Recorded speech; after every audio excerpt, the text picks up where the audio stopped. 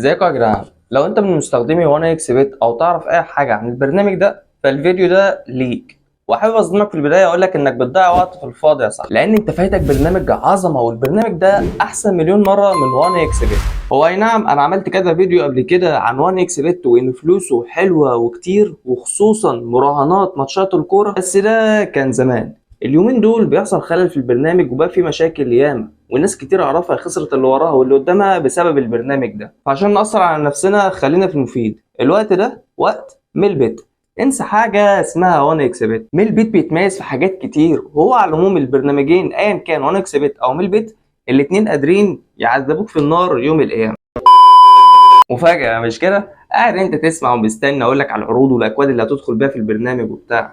معلش يا صاحبي، بس انا مسلم والله وما ينفعش اشارك في المنكر ده، وواجب عليا انصح اخويا المسلم اللي شايفه بيغرق قدامي. فبص يا اخويا وصلي على النبي، ايا كانت ظروفك الصعبه فما فيش اي داعي انك تدخل جوفك او جيبك قرش حرام. ما تضحكش على نفسك وتقول انك بتلعب وخلاص، لان اصلا اللعب نفسه هو كمان حرام مش الفلوس بس. وما تجيليش في سكه انك بتلعب عما الظروف تتحسن وهتبقى تتوب بعدين. ايه يا معلم، انت بتشغل دماغك او بتنكر على مين؟ على ربنا. بسم الله الرحمن الرحيم، ويمكرون ويمكر الله والله خير الماكرين. فوق يا اسطى انك تقعد تقول لنفسك انا هدخل الجوله دي وهتوب بعدها، انا هحط الرهان المره دي وهتوب بعدها، وتفضل مره في مره لغايه ما تبقى متعمد تعمل الذنب ده. ساعتها هتكون انت مثلت الايه دي. بسم الله الرحمن الرحيم، ولكنكم فتنتم أنفسكم وتربصتم وارتبتم وغرتكم الأماني حتى جاء أمر الله وغركم بالله الغرور. معنى الآية إنك بتضحك على نفسك إنك هتعمل المعصية وإن ربنا هيغفر لك لما تتوب بعدين، وفي دماغك إن الموضوع هيعدي كده وهيخلص. لكن الحقيقة هي إن دي خدعة من الشيطان لغاية ما يوصلك لمرحلة إنك ممكن تموت وإنت بتعمل الذنب ده ومن غير ما تتوب منه، والموضوع هينتهي بيك في النار. مش معنى إن كله بيلعب يبقى الموضوع سهل كده. الحرام هيفضل حرام لو الناس كلها بتعمله. فوق يا اسطى، أنت هتتحاسب لوحدك، محدش هيقف معاك يوم الحساب.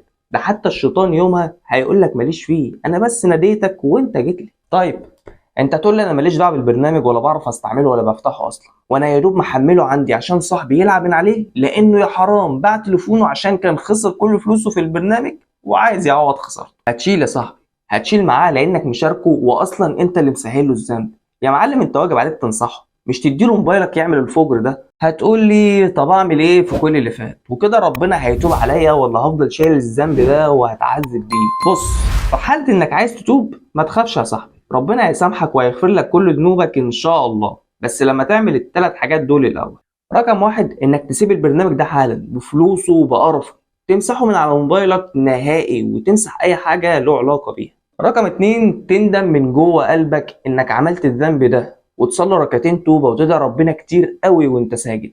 ادعي انك ندمان واطلب المغفره من ربك. رقم 3 وهي الاهم انك ما ترجعش تاني ابدا للبرنامج ده مهما حصل، وحاول على قد ما تقدر تنصح اصحابك واي حد بيلعب اللعبه دي او عنده البرنامج ده، تنصحه مره واثنين وعشرة، حتى لو عايروك انك كنت بتعمل زيهم فهمهم ان دي هدايه ورحمه من ربنا عليك، وعايزهم هم كمان يبقوا زيك قبل فوات الاوان.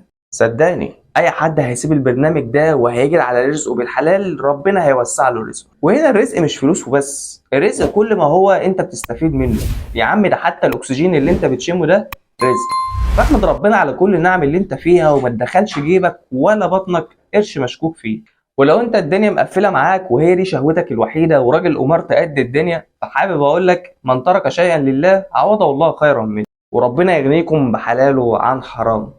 بس كده، وبكده فيديو النهارده خلص. لو لسه مكمل معايا لغايه هنا فحابب اشكرك على دعمك ليا اللي هتكمله بلايك وكومنت بالصلاه على النبي وسبسكرايبر في القناه عشان اول ما ينزل اي جديد يوصلك.